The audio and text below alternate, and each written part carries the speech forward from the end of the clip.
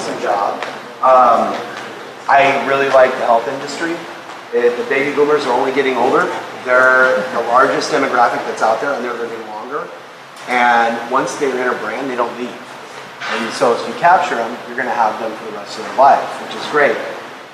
Because as you're trying, one thing I didn't see was marketing in your piece there, and also churn. You guys familiar what churn is or no? No. Okay, so what happens is you acquired a customer, you paid so much for a Google app, it came to you, right? And you got them in. They may leave 2 or 3 months later. And it's like somebody, you get cable and you cut cable off. So that's one thing I'd be aware of. But I also want to call you out for using Prezi and WordPress. That's far beyond anybody that I deal with in my industry. Yeah. So I know it's challenging. WordPress is a great platform to use all over the world. You guys did a great job of it. And the writing, everything's stellar. The other thing I'd look at, and I mentioned to the previous team, was you're going to have costs of people driving around. There's insurance, everything else. What about certifying? Have you ever thought about doing like Uber for medical? And I can just go, I need a doctor. I'm driving, I'll be at this time. Did you look at cost of that or any other? No, unfortunately, we didn't have enough time to. Okay. All right. And the other thing, what job did you get? What did you land? What job? I'm actually working as a barista at a boba shop right now. All right. Well, congrats. That's awesome. And don't worry. Start low and work your butt off. Yeah. You're going to do a great job. Great. I mean, I was going to say the same thing.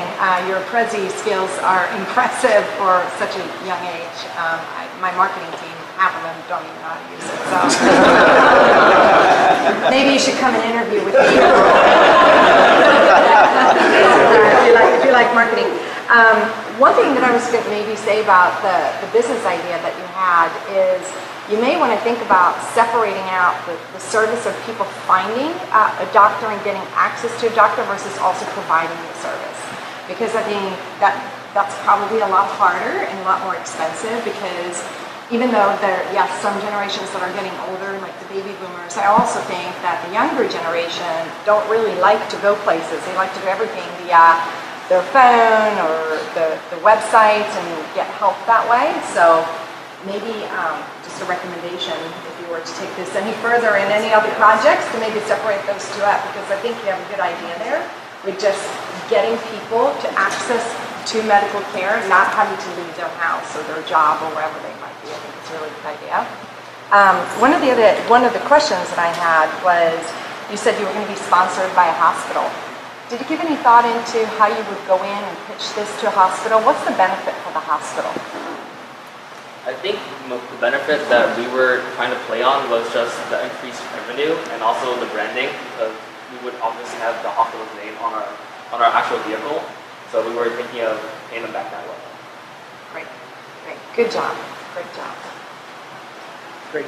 Thank you. Wonderful presentation and I'm impressed with the website. The engineer in me will now come out because I'll start asking questions about the numbers. I think you've got a really interesting business model. A couple of small questions for you though. I noticed you said one of your target demographics is elderly people. And while that sounds good up front, elderly people sometimes need more intense care, and it might be more intense than what you could provide economically with a mobile offering. So would it make sense to maybe focus more on urgent care type issues and things that could be addressed more on a mobile basis? Yeah, we were definitely thinking about it, but since our team is relatively small, we weren't really able to do that much research, but we were definitely trying to focus more on urgent care. Sure. Okay, the other question was more about the basic metrics. So if you're going to see 100 patients a day, let's assume you work 10 hours a day, you have a couple of hours of drive time. That really leaves you with 7 or 8 hours to treat patients. And if you kind of do the math, you're treating a patient every 5 minutes. So is that really a viable number in terms of what you could actually achieve with one practitioner, or would it make sense to either reduce that number or add a couple more members to your mobile staff?